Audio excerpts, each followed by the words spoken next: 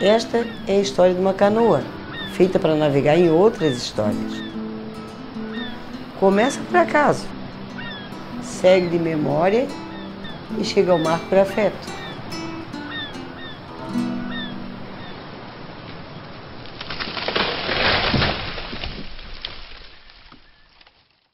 Seu Luiz cresceu sob a sombra da árvore que existia no terreno de seu hotel, um garapuvu de mais de 80 anos. Todo garapuvu que chega à cidade, ele já, cansado de guerra, cai e tomba, né? Tem que esperar cair como caiu agora para poder fazer, entendeu? Esse é o limite que a natureza impede. Foi aí que surgiu a ideia de resgatar um velho hábito açoriano. A canoa, ela eterniza a árvore, né? Gerações dos próximos 300 anos vão poder ver essa árvore dentro de um museu. O velho garapuvu saiu de Florianópolis, cruzou a ponte e foi parar na vizinha São José.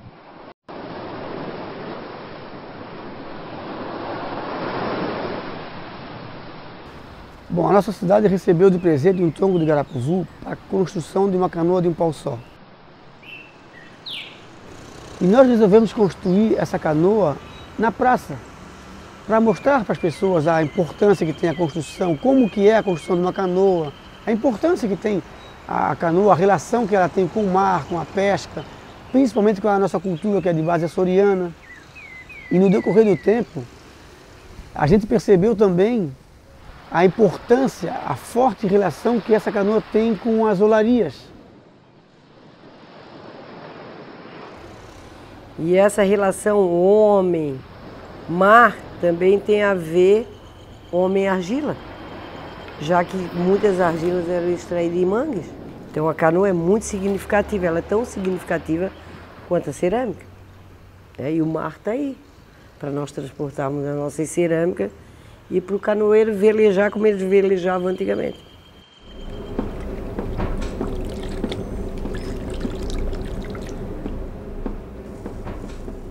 Eu acho que o oleiro, ele tem não sei, o barro exige, ele atinge, ele tem um certo, sei lá, um feitiço que ele age sobre o oleiro.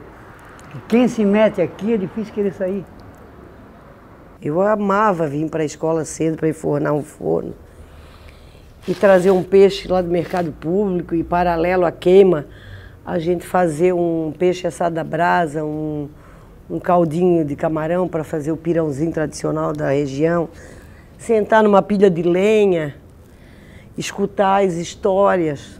Eu me lembro que na escola, uma professora sabia que eu era neto de oleiro, que meu avô tinha olaria aqui próximo, e a professora de artes, ela fez uma visita na escola, na olaria do meu avô, com a turma que eu fazia parte. Então, nesse momento eu comecei a entender um pouco mais, pela reação das pessoas e tal, que eu fazia parte, que eu tinha um avô que era uma pessoa, na verdade que era um artista, né?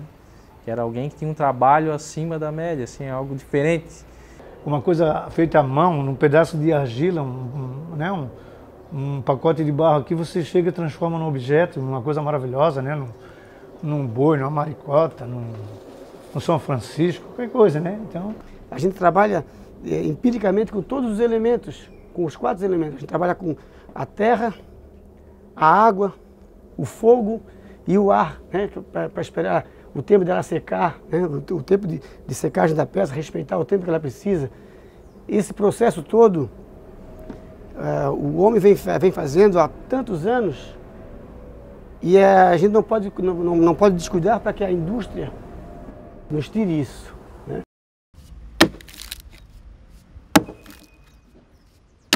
Um pouco é dedicação e amor e saber que aquilo ali vai... Tu nem imaginar, pô, um tronco, uma coisa roliça vai... É a mente do homem, né? A mente do homem que fazendo aquilo que aprendeu com outro, né? E com a memória aqui para quem chega, que nunca viu, que nunca conhece que é uma canoa, que não se vê fazer mais. Quando vai fazer o corte da canoa, para construir uma canoa, a gente sempre procura botar a boca ao fundo, a chatura da canoa maior para o fundo, que é para dar estabilidade à canoa. Essa canoa foi meu pai que fez, né?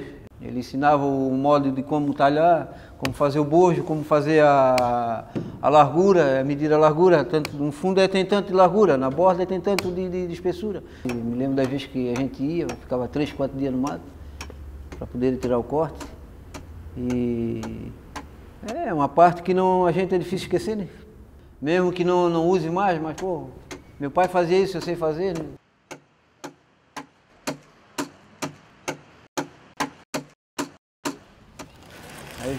Para não ficar as coisas assim, como é que se diz, tapada, morreu, né?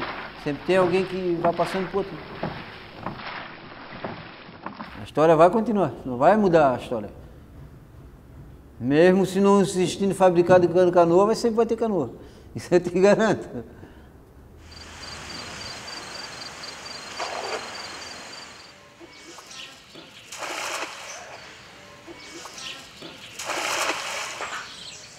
A minha primeira tarrafa minha mãe fez para mim, de linha 10, pequenininha, e eu, nessa idade, 6, 7, 8 anos de idade, corria na beira da praia para pegar os baiacu, que eram os peixinhos que eu estava aprendendo a pegar. E fui crescendo, convivendo com meu pai tarrafiando, me ensinando, me dando a oportunidade de aprender. Eu fui tomando gosto, prazer por fazer aquilo. Hoje eu me considero, não dos melhores, mas um bom tarrafiador. Porque tarrafiar você tem que ter diversos tipos de conhecimento. Não é simplesmente lançar a tarrafa, você tem que conhecer o mar, a corrente, quando é bom para peixe, quando não é bom para peixe, se você está vendo peixe, ter calma. Então tudo isso influencia quando você vai tarrafiar, né? Quando você simplesmente joga a tarrafa, você joga com a sorte. Quando você está observando os peixes, você tem que jogar com a técnica, com conhecimento e também com a sorte, porque os peixes também são espertos, né?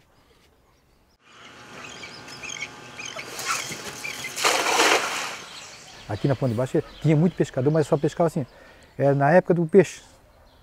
Não ia todo dia. Agora tem cheio de canoa pescando por aí. Tudo. Naquela época de dia era difícil pescar, só na época da pescadinha, que matava pescadinha grada, pescadinha bonita, e corvina. O bagre, o resto era cardosa, era tudo à noite, não se via, é difícil pescar. Canoa do peixe. Porque naquele tempo aqui é oleiro e pescador, né? Aqui naquele tempo só tinha aqui na Ponte Baixa só pescaria e olaria, né? Eu me levantava 4 horas da manhã, pegava a minha canoa, ia no Rio do Maruim pegar o barro, mas eu tinha que levar o quê? Eu tinha que levar uma garrafa com café, garrafa, não é garrafa térmica, é garrafa de vidro. Eu levava uma garrafinha para passar querosene, por causa dos borrachudos, fazia o meu lanche lá sentado na grama, no mato lá, carregava a lancha, a canoa trazia, descarregava na olaria, que eles chamavam antigamente na olaria, né? Ali mesmo já ficava. Amassava o barro, aquele com os cavalos que andavam em roda, cavalo, né? A canoa era uma canoa dessa que eles fazem ali, né? Que estão fazendo ali na praça, uma canoa daquela normal, dessa simples. Aí eles pegavam, eles iam pela margem da beira-mar aqui, até chegar na boca do rio ali, onde eles extraíam esse barro, tiravam esse barro azul de canoa. Muitos tiravam de canoa, e como eu disse, né? Como a gente não tinha canoa, a gente tinha uma carrocinha, a gente ia de carrocinha.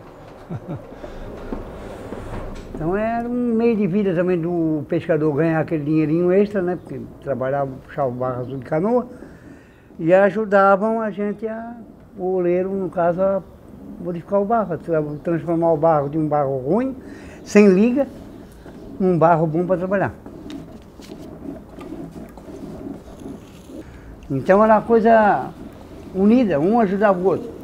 Porque não interessava, porque o seguinte, eu vou ter só para mim e o outro que se lixe, que passa dificuldade. Não adianta. Porque eu também uma hora eu vou precisar dele. O sujeito ou ele era, ou se tornava oleiro ou pescador. Oleiro. Alguma coisa assim. Então basicamente o que tinha de serviço mesmo eram as olarias. Então os filhos aprendiam com os pais e com os avós a trabalhar na olaria. O pai era oleiro, era o mestre oleiro. O Luciano vivia aqui dentro, né, Luciano? A gente... Morava aqui no lado nosso, aqui, na casa. Morava no terreno do lado aqui, né? Nosso terreno aí. E a gente vivia brincando dentro da olaria Era um espaço de brincadeira também, né? A gente naquela época não brincava, não aprendia assim, como se aprendeu, diferente. Uma outra geração, como eu falei. Mas a gente vivia brincando dentro da olaria com argila, brincando de esconder, dentro do forno, né? Então a gente passou esse tempo, esse período também de infância dentro da olaria. Né? Nós calculava naquela época uma faixa de 35 olarias, mais ou menos. De 30 a 35 olarias tinha. Só que foi desgastando, né? Com o tempo o pessoal uns não aprenderam, outros não. Quem aprendeu desistiu. Muita gente, eu tive colegas que aprenderam comigo, desistiram, não quiseram mais tocar. Depois que começou o alumínio entrou com essa potência toda, começou a cair, né?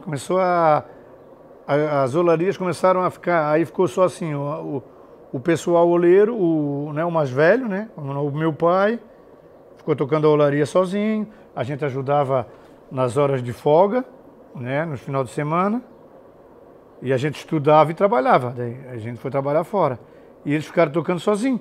Então o que a gente está tentando fazer aqui? A gente está tentando iniciar novos ciclos. Além de ensinar, como a gente já conversou, além de ensinar a peça, contar a história que tem nela. Porque acho que esse bem imaterial é que não pode se perder. Porque qualquer pessoa ela aprende, a gente ensina a técnica aqui fazer, não é difícil de fazer. Mas a pessoa aprende a peça por si só, mas se ela não levar essa história junto, não vai ter muito sentido.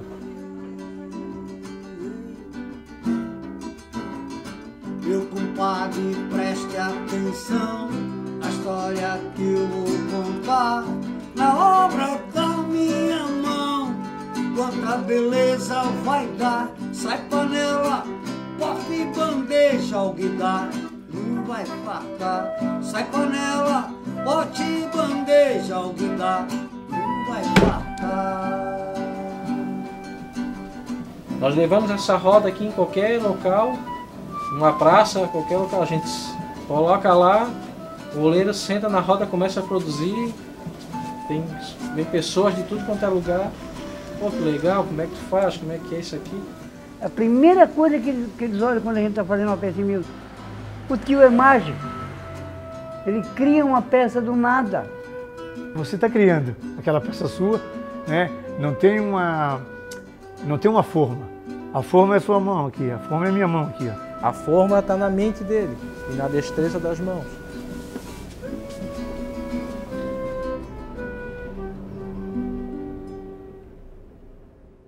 Isso aqui para mim é a minha vida, como eu falo para ti. Não saberia viver sem estar perto disso aqui. É difícil. Eu estou indo junto com ele, na verdade, né? Porque a gente conheceu isso aqui com muita limpeza, não existia lama, lodo. A cidade cresceu muito lá para cima de Palhoça, né? Aí vai assoreando, todo o lixo que vem de lá vem para cá, né? Vem rolando nas marés e tal. Aqui dia de vento sul, isso aqui enche de lixo, né? O pessoal não cuida do nosso ambiente, né? Todos nós temos que cuidar disso aí. Porque é uma coisa que queira ou não, aí no fim, depois nem canoa, nem mar, nem peixe, nem mais nada. Nós vamos olhar só para a sujeira. Um dia nós vamos querer água para beber ou peixe para comer, aí de que vai dentro da canoa, de se não tem um mar para navegar, aí vai navegar para quê? O que eu gostaria? Que fosse tudo limpinho, né? Acabasse essa poluição aí, o pessoal voltar às olarias, os pescadores mesmo, né? Aqueles antigos pescadores que viviam, até era bonito, né? Naquela época, né? Chegava de pescar, buzinando, né? No tempo da corvina era assim. Cada buzinada que ele dava é 100 corvinas que tinha, mas eles calculavam, naquela época assim. Buzina, eles levavam uma buzina. Quando eles estavam chegando aqui, eles já sabiam mais ou menos quantos peixes chegam. A corvina era assim, eles calculavam, cada buzinada que ele dava, isso era do pessoal antigo, né? Era 100 corvinas. Ó, fulano matou tantas corvinas, né? Naquela época era assim. Essa tradição já vem há muitos anos atrás. Então se eu parar, tem aquela história, os caras parar morrem. Não é isso?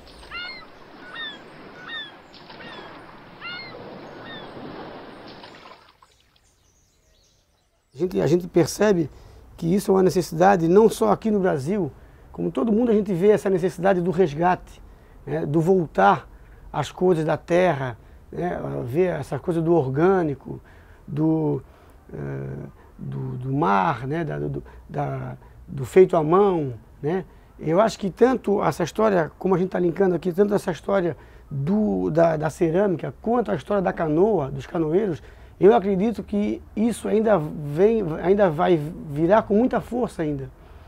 Porque é a partir daí que as pessoas vão começar a entender o verdadeiro valor do que é feito à mão, do que é feito artesanalmente, do que é feito com amor, do que é feito com carinho, do que é feito ainda com uma certa espirituosidade, que essas coisas passam para a peça e as pessoas conseguem enxergar isso. Saber fazer, botar a mão na massa, o conseguir atingir um objetivo, eu acho que é muito importante para a realização do ser humano, né? A gente não se tornar máquina.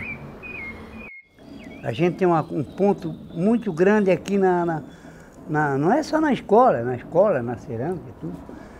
A gente cria um círculo de amizade muito grande. Eu acho que aquilo ali já vem do barro. O oleiro respira a argila, né? O oleiro respira o barro. Então, em vez de correr sangue, corre o barro na veia do oleiro, né? Existe uma história muito grande, um elemento cultural que identifica, por exemplo, uma cidade inteira, que é São José, né? Você conhece São José, é a cidade dos oleiros. E assim, queria que você não morresse, que você fosse tocado daqui, porque assim, daqui a pouco eu, seu Pedro, o Ivo, não vão estar mais aqui, né? Quem vai tocar isso aqui? O que nós não podemos perder é o feitio da peça, é aquele jeito que o oleiro tem de trabalhar, de fazer aquela habilidade e os modelos tradicionais que sempre foram usados. Mas pode também ser criado outros. Eu tento mostrar para as pessoas, para os alunos, a necessidade que se tem de aprender, principalmente aprender o trabalho do oleiro, aprender esse trabalho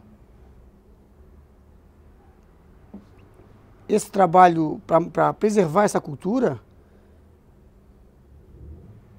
mas uma vez que ele tiver aprendido todo esse trabalho, ele teria que se adequar às exigências do mercado. E hoje o trabalho artesanal começa a ser valorizado, né? Outra vez.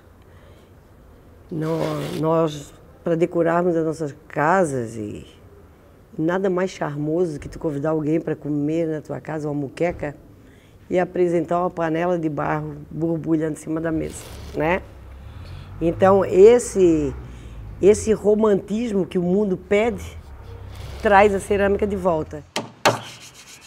O interesse era para fazer ela como uma canoa que fosse navegar, andar com ela, com manuseio, como normal. Se não, por exemplo, assim, não, ela não vai para o museu, mas que o feitio dela, mesmo se não fosse para o museu, é o mesmo feitio como fosse navegar.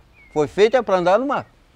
Aí, dependente, aqui ela vai ser feita para a boniteza, mas antes nós vamos andar com ela primeiro.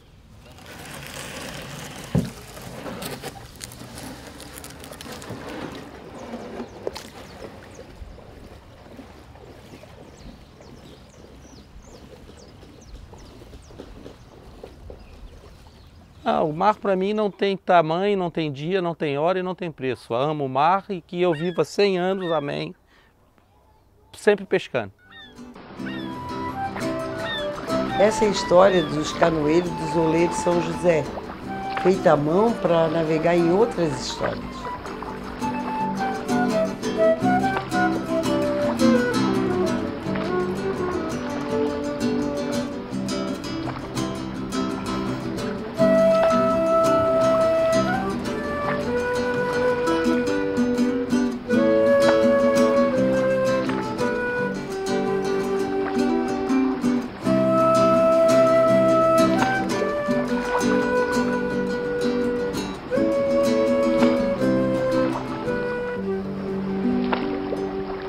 No vaso quero a mais bela flor, Maria. Margarida pode plantar. Margarida pode plantar.